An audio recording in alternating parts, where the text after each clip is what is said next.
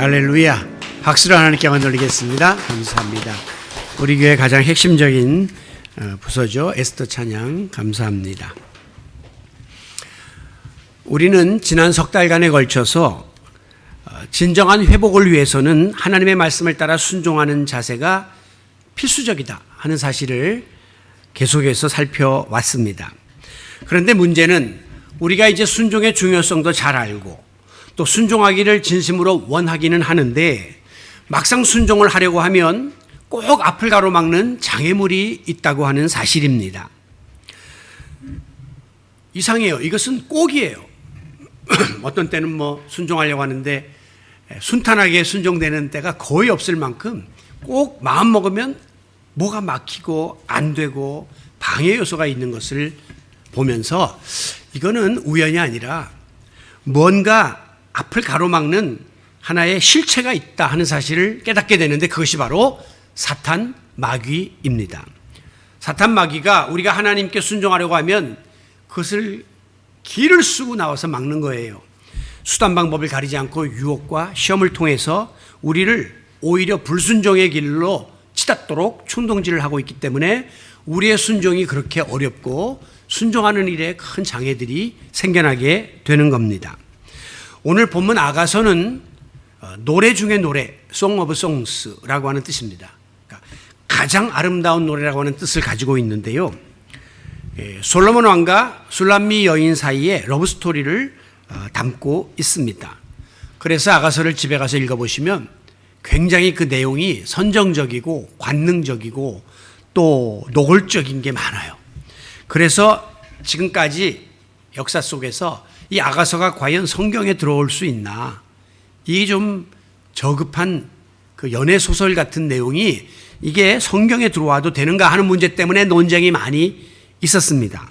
그러나 결론은 뭐냐면 이게 솔로몬과 술람미 여인의 단지 남녀간의 육체적인 사랑에 대한 이야기가 아니라 이것을 통해서 영적으로 신랑이신 예수님과 신부인 교회 공동체의 사랑의 관계를 묘사하고 영적으로 우리 아버지 하나님과 또 우리 성도들 간의 사랑을 상징하는 그런 귀한 의미를 담고 있는 내용으로 이해해서 오늘까지 아가서가 성경 속에 존재하고 있습니다.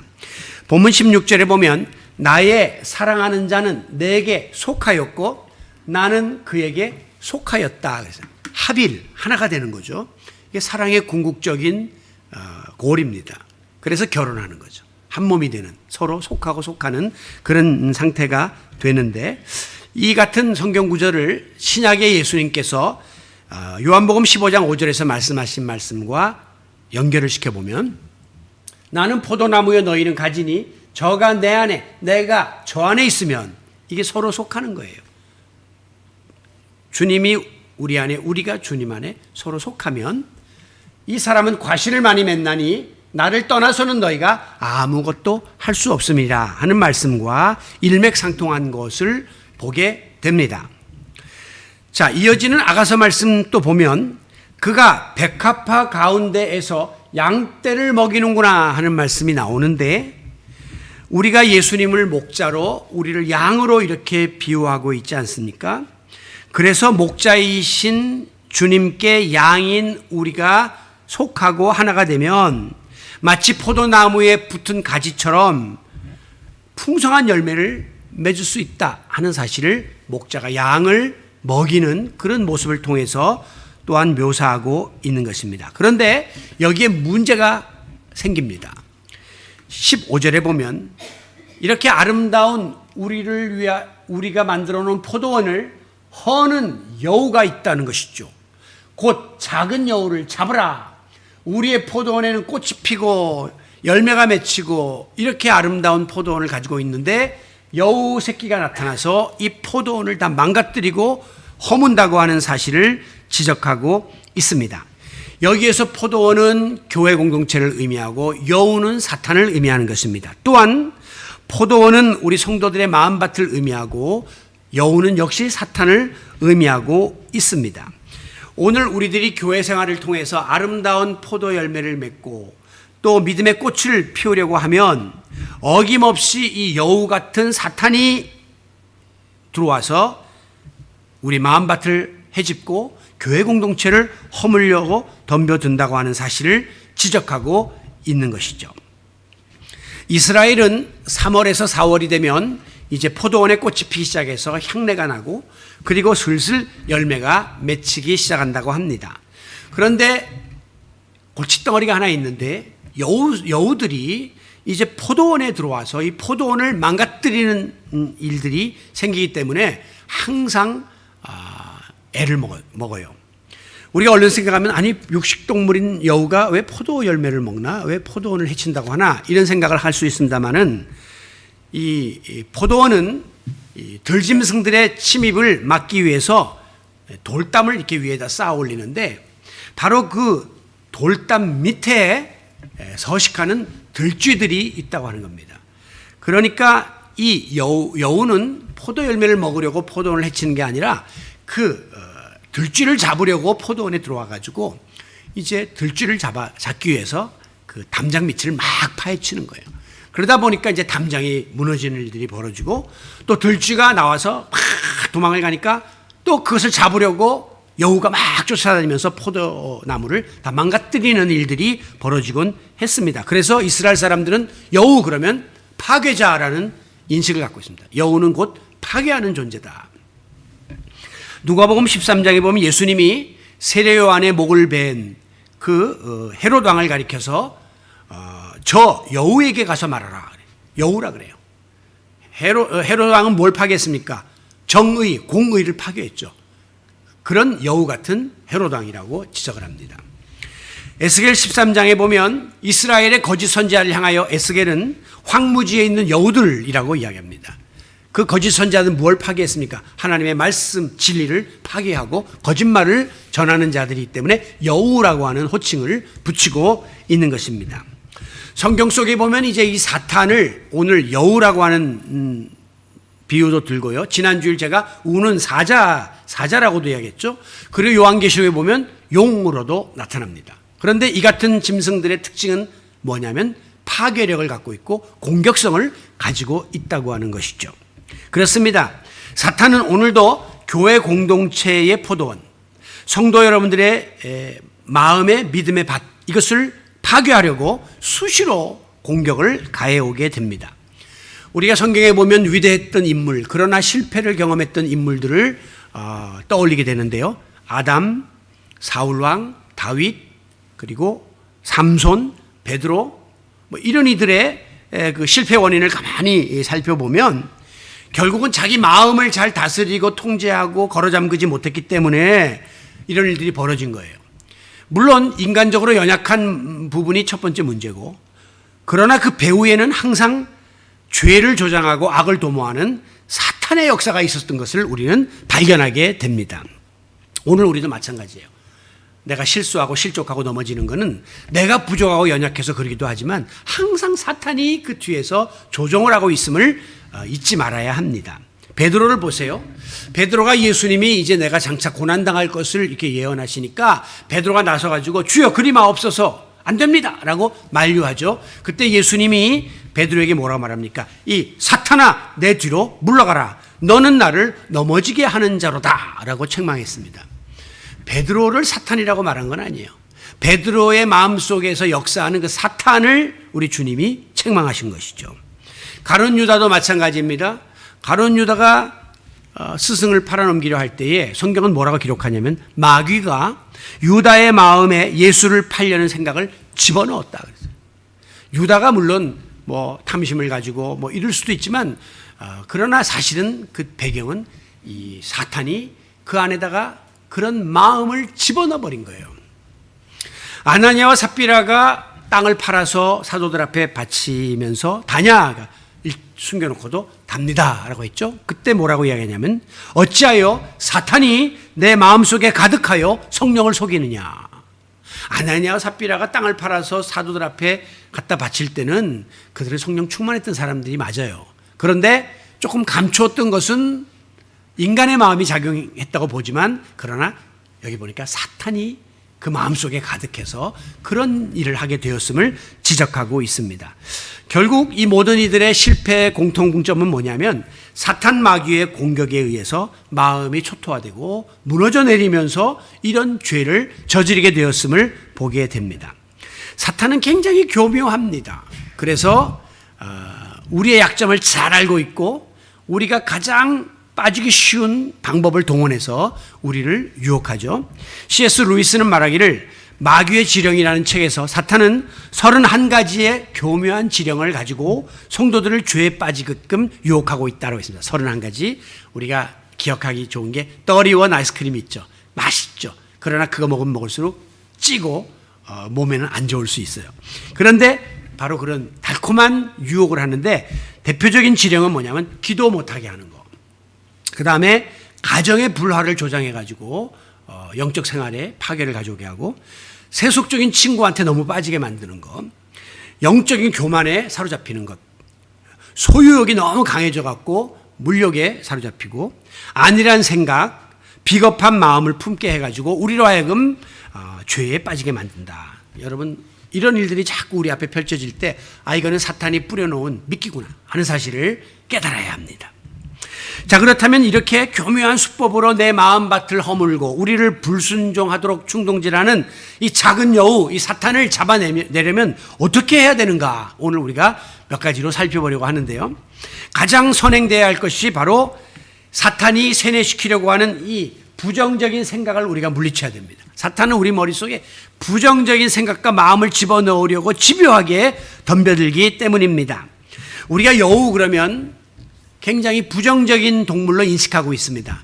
여우, 뱀, 쥐, 박쥐, 돼지, 들깨, 까마귀 이런 것들은 시체를 뜯어먹고 이렇게 더럽고 이렇게 부정적인 이미지를 우리한테 가져다 주죠. 그래서 이런 짐승들을 우리가 떠올리면 왠지 모르게 징그럽고 더럽게 느껴지게 되는 것입니다. 사탄이 여우로 묘사된 것은 사탄은 부정적인 성향을 가지고 우리를 계속해서 농락하고 있음을 보여주고 있습니다. 사람은 어떤 생각과 마음을 품느냐에 따라서 그 결과가 180도 다르게 나타나게 됩니다. 그래서 잠언 23장 7절에 보면 무릇 그 마음의 생각이 어떠하면 그의 사람됨도 그러하니 라는 말씀이 나옵니다. 어떤 생각을 품고 어떤 마음을 갖느냐에 따라서 사람 됨됨이가 형성되게 됨을 지적하는 성경 말씀입니다. 그러므로 이런 말이 있어요.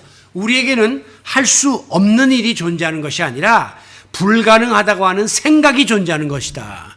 우리가 어떤 일을 못한다라고 할 때에 진짜 그것을 못하는 게 아니라 부정적인 생각 때문에 못하게 된다고 하는 겁니다. 실제로 우리가 부정적인 생각을 품게 되면 모든 일은 불가능해지고 맙니다. 여러분들이 혹시 운동하시면서 이제 볼링을 하시거나 골프를 치거나 축구에서 페널티킥을 넣을 때 보면요. 굉장히 중압감이 옵니다. 예를 들면 내가 이 볼링을 하나 더 쳐야 스트라이크가 들어간다 생각해서 힘을 주면 꼭 엉뚱한 데 구렁이에 빠져요. 골프도 마찬가지로 이건 내가 중요한 타수라고 해서 확 타수를 올리려고 치면 꼭 헛스윙을 하거나 잘못 힘이 들어가면서 문제가 생겨요.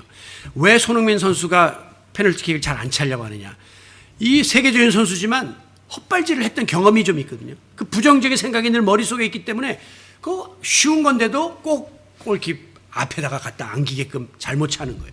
그러니까 이 사람이 심리적으로 위축되면 우리가 행동에 있어서 지배를 받게 되는 것을 보여주는 것이죠. 여러분 혹시 신앙생활과 여러분의 삶 속에 자꾸 부정적인 생각, 비관적인 생각, 소극적인 생각, 폐쇄적인 생각이 자꾸 든다면 이거는 절대 하나님이 주신 마음이 아니요 사탄이 집어넣는 소행임을 깨달아야 합니다. 우리 교회 공동체 안에서도 모든 일을 자꾸 부정적으로 보게 되고 평가하게 되고 그리고 부정적인 말이 나오고 부정적인 행동을 여러분이 하게 된다면 이것은 교회를 시험에 빠지도록 만들려고 하는 여우 같은 사탄의 역사임을 알고 차단해 내시기를 바랍니다. 그런데 오늘 본문에서 보면 우리가 눈여겨봐야 할 점이 그 사탄이 큰 여우로 묘사되지 않고 작은 여우라고 이야기하고 있습니다. 이 세번역 성경에 보면 여우 새끼를 잡아라 이렇게 기록하고 있습니다. 이것은 사탄의 유혹과 시험이 우리가 생각하는 것처럼 뭐 엄청난 일, 거창한 일을 통해서 우리한테 들어오는 것이 아니라 아주 사소한 일, 보잘것없는 것을 통해서 우리에게 들어올 수 있음을 암시하고 있습니다. 그래서 마틴 루터는 뭐라고 말했냐면 마귀는 검은 마귀와 흰 마귀가 있다. 검은 마귀는 사람들이 보면 마귀인 줄 금방 알기 때문에 경계하고 긴장하게 되지만 흰 마귀는 빛의 천사의 모습으로 접근하기 때문에 분간하기도 어렵고 피하기도 어렵다라고 얘기했습니다. 다시 말하면 양의 탈을 쓰고 늑대가 온다 말이죠. 그러니까 사탄이 나 사탄 이렇게 하고 나타나면 우리가 긴장해가지고 막아서고 거부할 텐데 사탄이 아닌 모양으로 오기 때문에 문제가 되는 거예요. 큰 여우면 무서운데 작은 여우는 내가 얼마든지 감당할 수 있다라고 하는 생각이 들 수 있기 때문에 문제는 사탄의 시험이 작은 여우와 같이 온다라고 기록하고 있는 겁니다. 그러므로 우리가 아주 하찮게 여겨지는 일, 뭐 이 정도야 뭐라고 생각하는 표도 안 나는 그런 시험과 유혹에 대해서 더더욱이 조심해야 돼요. 그래서 예수 믿는 사람은 항상 깨어서 영적으로 예민한 분별력을 가져야 된다는 거예요. 영적으로 무뎌지면 분별력이 없어져요. 그런데 예민해지면 그것에 대해서 내가 반응을 할 수 있게 되는 것이죠. 혹시 내 마음속에 부정적인 생각이 요즘 많이 들고 있고 그것이 알게 모르게 내 마음에 둥지를 틀고 있어서 모든 걸 보면 자꾸 부정적으로 비관적으로 비판적으로 생각되고 있다면 여러분 빨리 그 둥지를 털어내야 합니다. 왜냐하면 인간의 생각은 마치 알을 까는 것과 같아서 알은 오래 품으면 꼭 그 안에서 결과물이 나와요. 새끼가 나오게 돼 있어요. 그런데 오리알을 품으면 오리 새끼가 나와요. 그럼 뭐 유용하게 사용할 수 있죠. 그런데 독사알을 품으면 때가 되면 독사 새끼가 나온단 말이죠. 이게 문제가 되는 것입니다. 사람이 탐심을 품으면 도둑질을 하게 되고 욕망을 품으면 쾌락에 빠지게 되고 미움을 품으면 살인의 자리에 빠지게 됩니다. 그래서 예수님은 마음에 음욕을 품은 자마다 간음한 자다. 형제를 미워하는 자가 곧 살인한 자다. 이렇게 알을 품는 그 자체가 나중에 죄의 큰 근원이 됨을 지적하고 있는 것입니다. 아무쪼록 하나님의 뜻에 순종하지 못하도록 우리에게 부정적인 생각을 집어넣어서 우리의 마음밭을 허물어뜨리려고 덤벼들고 있는 사탄의 공격을 분별하고 막아서서 계속해서 아름다운 공동체 포도원과 여러분의 믿음의 밭을 지켜나가는 성도 여러분들이 되시기를 바랍니다. 자, 그런가 하면 우리는 이 사탄이 충동질하는 죄의 유혹을 물리쳐야 합니다. 여우 그러면 우리는 간사하고 간교하고 교활한 짐승이다 이렇게 알고 있습니다. 그래서 무슨 전설의 고향 같은 데 보면 꼭 100년 묵은 여우가 여인으로 변신을 해가지고 그래서 사람을 해치는 이런 스토리들이 많이 나오죠. 여우는 실제로 꾀가 많고 민첩합니다. 그래서 덫에 여간에서는 걸리지 않는다 그래요. 심지어 사냥꾼이 덫을 놔도 덫인 줄 알고 사냥꾼을 비웃듯이 오히려 덫을 망가뜨리고 도망을 간다고 합니다. 그런가 하면 여우가 주로 굴에 거주하는데 땅 속에 있는 굴을 파가지고 굴의 출입구를 한 3개쯤 만들어 놓는데요. 어디에 있는지 모르게끔 만들 만큼 위장술에 능하고 아주 속이는 데에 능하다는 거죠. 여러분 사탄이 이렇게 여우처럼 교활하게 우리를 죄 가운데로 끌어내면서 유혹을 하는데 사탄이 유혹할 때 아주 상투적으로 써먹는 말이 3가지가 있습니다. 첫째는 이거는 요즘에 누구나 다 하는 거야. 이거 한다고 죄의식 같지. 이거는 누구나 다 하는 거야. 두 번째는 이거는 별로 대수롭지 않은 거야. 작은 거야. 라고 이렇게 얘기하는 거죠. 세 번째는 딱 한 번만 하면 돼. 딱 한 번만. 이 3가지가 우리를 아주 죄에 빠지도록 만드는 덫이에요. 뭐 이렇게 하다 보면 이게 우리 업종에서 다 하는 거고 관행인데 뭐 이거 가지고 무슨 죄의식을 갖나 이런 생각할 수 있고 이게 무슨 죄면 뭐 큰일 나게 이건 아무것도 아니야 이렇게 생각할 수 있고 또 한 번만 하고 넘어가면 돼. 이번에만 눈 감으면 끝나 라고 생각하는 이 3가지가 우리를 죄의 길로 점점 깊게 빠져들게 만든다는 것입니다. 뱀이 하와를 유혹할 때 보면요 이렇게 물어봐요. 하나님이 참으로 동산에 있는 모든 실과를 먹지 말라고 하더냐. 이렇게 물어봐요. 근데 하나님이 그런 말 안 했거든요. 그냥 다 먹으라 그랬어요. 그러나 딱 하나 그 가운데 중앙에 있는 저 나무만 손대면 안 된다라고 이야기했거든요. 그러니까 이 사탄이 물어볼 때 뭘 먹지 말라 그랬냐 이런 게 아니라 정말 다 먹지 말라 그랬냐 이런 식으로 물어보는 거예요. 그러니까 그 가운데 있는 한 나무가 부각되죠. 왜 그거 먹지 말라 그랬을까? 왜 다 먹어도 되는데 왜 그거만 먹지 말라? 대부분 보면 먹지 말라는 게 많지. 근데 이제 이거 하나님은 하나만 먹지 말라 그러지 왜 그랬을까? 호기심을 유발하는 거죠. 그러면서 마귀가 뭐라고 하냐면 그걸 먹으면 너희의 눈이 밝아져서 하나님과 같이 된다. 완전히 충격적인 그런 미끼를 던지면서 결단코 죽지 않는다. 하나님 그거 먹으면 죽는다 했지만 안 죽어라고 하면서 계속해서 이 하와를 꼬여냅니다. 아마 그 사탄이 상투적으로 쓰는 말 중에 세 번째 말을 많이 했을 거예요. 한 번만. 여러 번 할 것도 없어. 한 번만 먹어봐. 이렇게 이야기했죠. 한 번만 깨밀어봐. 이렇게 이야기했을 겁니다.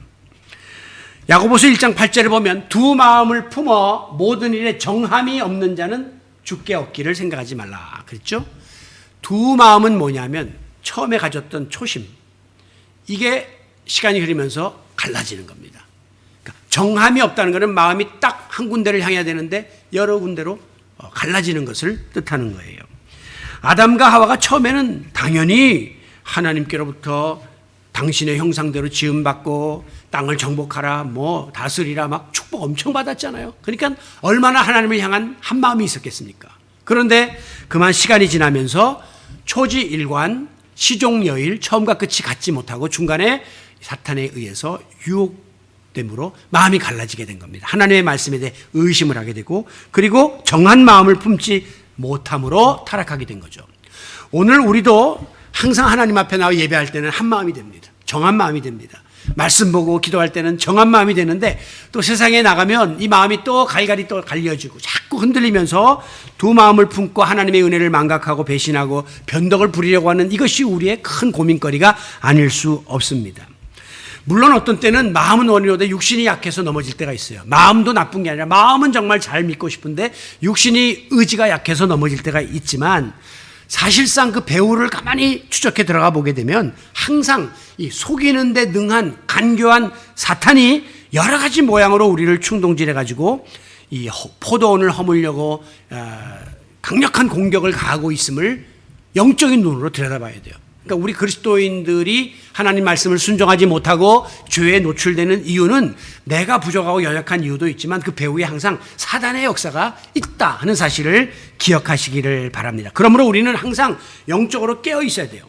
그리고 사탄의 유혹을 분별해야 돼요. 그리고 이것을 막아설 수 있는 그런 그리스도인이 되어야 할 것입니다. 여우가요, 특성 중에 하나는 뭐냐면 굉장히 의심이 많습니다. 그래서 여우는 다른 짐승에 비해서 굉장히 산만해요. 이렇게 주위를 살피고 뒤돌아보고 이런 거 많아요. 그래서 이 사탄의 특성이 의심을 안겨다주는 존재입니다. 우리가 전적인 믿음을 가져야 하나님의 전적인 축복을 받게 되는데 자꾸 하나님의 말씀대로 순종하려고 할 때마다 우리의 마음 속에 드는 생각이 의심, 그 다음에 불신이에요. 정말 그럴까? 정말 이렇게 하면 이렇게 되는가? 라고 하는 이 의심과 불신 때문에 우리가 흔들릴 때가 많습니다. 여러분, 내 마음속에 하나님의 말씀과 약속에 대한 확신이 없는데 어떻게 우리가 순종을 하겠어요? 그렇기 때문에 이 의심 마귀가 일단 딱 우리 마음속에 들어오면 모든 게 의심스럽습니다. 그리고 믿어지질 않습니다. 그러면 그 종말은 뭡니까? 파멸이에요. 불신으로 인한 파멸입니다. 쉽게 말해서 우리 인간관계 속에서 제일 중요한 것은 신뢰입니다. 신뢰. 부부간의 신뢰, 자녀와의 관계 속에서 신뢰, 우정, 친구간의 우정, 신뢰. 근데 이 신뢰가 깨지기 시작하는 거예요. 신뢰가 깨지면 그 다음부터는 무슨 말해도 못 믿습니다.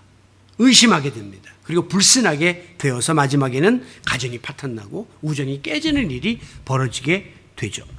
여러분, 왜 이스라엘 백성들이 1세대가 출애굽을 해가지고 가나안 땅에 들어가지 못하고 마지막에 출애굽 땅이 저 앞에 가나안 땅이 보이는데도 느보산에서 모세조차도 못 들어가고 죽어요? 왜 그렇습니까? 하나님이 가나안 땅을 너에게 주겠다고 하는 약속의 말씀이 있었음에도 불구하고 온전하게 하나님의 약속의 말씀을 믿지 못하고 조금만 어려우면 또 거역하고 또 불평하고 또 원망하고 또 의심하고 불순종을 일삼았기 때문에 그들은 가나안 땅에 들어가지 못하고 죗값을 치름으로 광야에서 다 죽었습니다.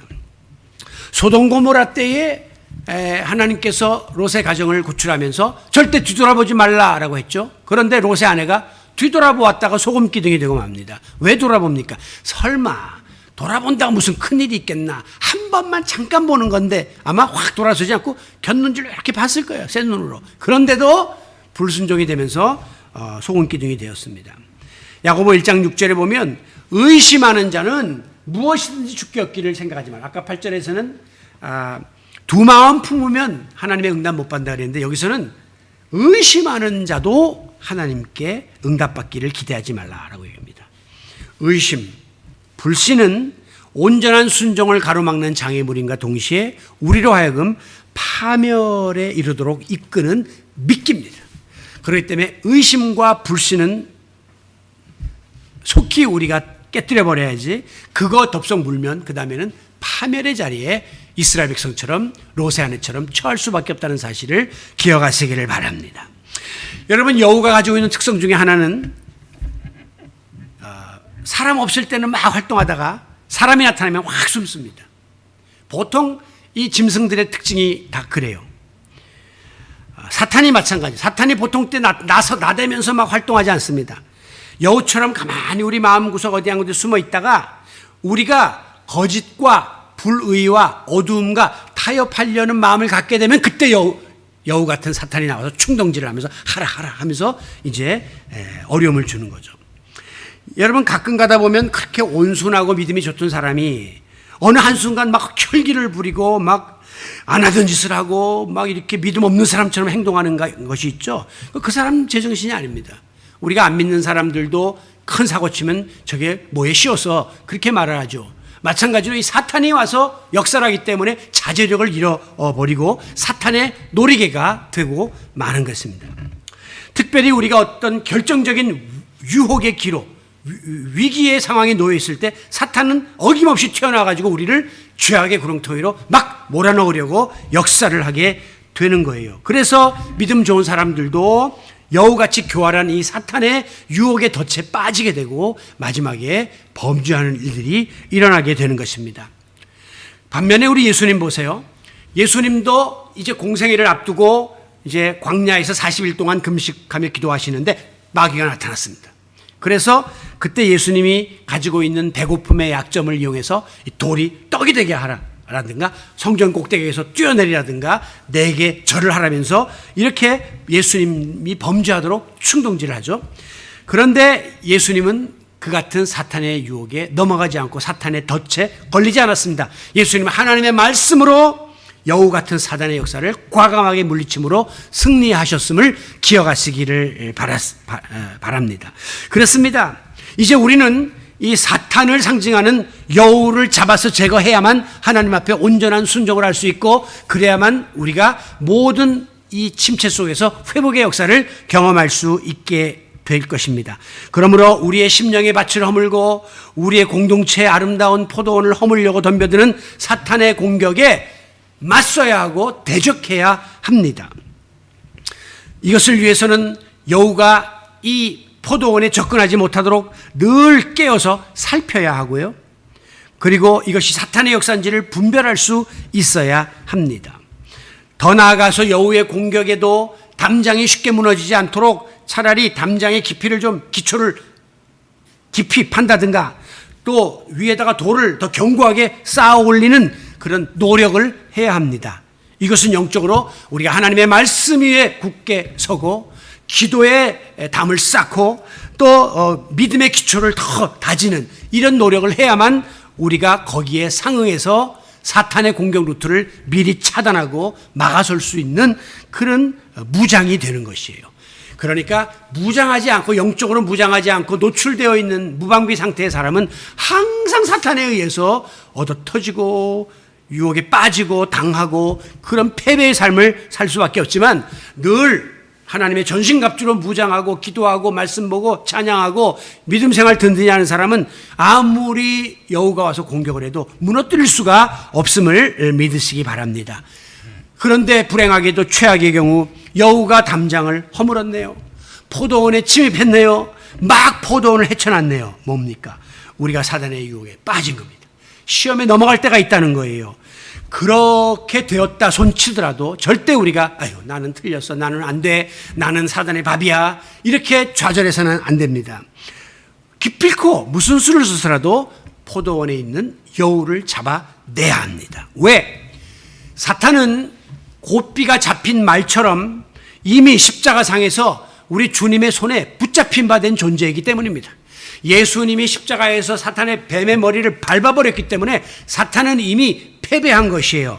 그러므로 마치 이빨 빠진 사자처럼 아무리 물어봤자 우리에게 치명타를 안길 수 없는 것이 사탄이기 때문에 우리는 담대하게 자신감을 가지고 사탄에게 맞서야 합니다. 야고보 4장 7절에 보면 마귀를 대적하라, 맞서라는 거예요. 그리하면 우리를 피할 것이다 라고 분명히 말씀했습니다. 요즘에 지난주일에도 맹견에게 어떤 아이가 물려가지고 거의 죽을 뻔했다는 신문기사를 봤는데요. 이 맹견 퇴치법 중에 하나가 뭐냐면 우리가 좀 사나운 개를 보면 지레 겁을 먹고 아이고 무서워 하면서 등을 뒤로 돌리면 이 개들은 사냥 본능이 있기 때문에 그냥 달려가지고 물어제낀다는 것이에요.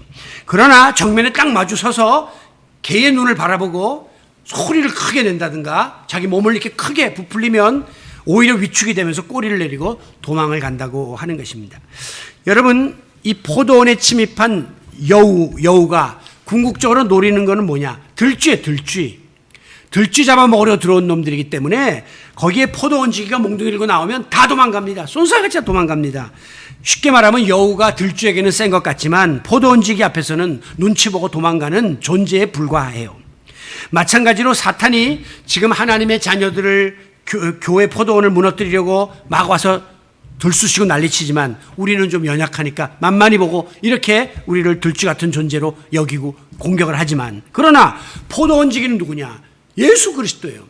우리 주님이 이미 사단의 멱살을 잡고 있기 때문에 예수 이름 앞에서는 벌벌 떨며 도망가고 주행랑을 칠 수밖에 없는 가련한 신세임을 믿으시기 바랍니다. 그러므로 주님의 자녀인 우리도 여우 같은 이 사탄의 공격에 맞서서 담대히 대적해야 합니다. 우리의 대장이신 예수 그리스도가 앞서가시면서 친히 싸워주고 계시기 때문에 우리는 최후의 승리를 100% 보장받은 자들입니다. 그러므로 우리 그리스도인은 이겨놓고 싸우는 싸움을 지금 싸우고 있다 하는 사실을 깨닫고 담대하게 영적 전쟁에 나서시기를 바랍니다. 오늘 말씀을 마무리합니다. 우리가 하나님의 말씀대로 순종하고 말씀대로 살려고 할 때 악한 원수 사탄 마귀는 필히 우리의 발목을 잡습니다. 수단 방법을 가리지 않고 방해하고 유혹하고 공격해 올 것입니다. 그러나 우리는 승리를 보장받은 자들이요 이겨놓고 싸우는 자들임을 확신하고 그때마다 예수 그리스도의 이름으로 예수의 십자가의 보혈의 능력으로 그리고 성령의 능력으로 이 작은 여우에 불과한 사탄을 우리의 마음밭에서 몰아낼 수 있기를 바랍니다. 아무쪼록 포도원에 꽃이 피어 향내가 만발한 것처럼 오늘 이 아름다운 드림의 공동체 포도원을 우리가 지켜나가고 또 거기에 많은 열매들이 주렁주렁 맺히는 것처럼 풍성한 회복의 열매를 우리 성도들이 많이 맺음으로 순종하는 하나님의 자녀들에게 허락하신 약속의 말씀이 우리 각자와 공동체 위에 충만히 임하기를 포도원 지기 되시는 예수 그리스도의 이름으로 축원합니다. 존귀하신 아버지 하나님 감사합니다. 오늘도 주 앞에 나온 우리들에게 영적 전쟁에서 승리를 약속해 주시고 또한 담대히 나가 맞서 싸울 것을 명하시니 감사합니다. 내가 하나님 뜻대로 살고 순종하며 살려고 그렇게 원하는데도 그때마다 번번이 실패하고 좌절하는 이유는 악한 영인 사탄이 역사하고 있기 때문임을 깨닫게 하여 주시고 이 영적 전쟁에서 날마다 승리할 수 있도록 오늘도 하나님께로부터 능력을 구하고 우리의 대장 되시는 예수 그리스도만 바라보며 담대히 달려나가는 성도들이 되게 하여 주시옵소서. 그리하여 우리의 아름다운 드림의 포도원을 지키고 또 우리 각자의 마음의 포도원을 지켜나가는 신실한 주의 자녀들이 되기를 원하옵고 예수 그리스도의 이름으로 기도하옵나이다. 아멘. 예수 그리스도의 피로 승리를 선포합니다.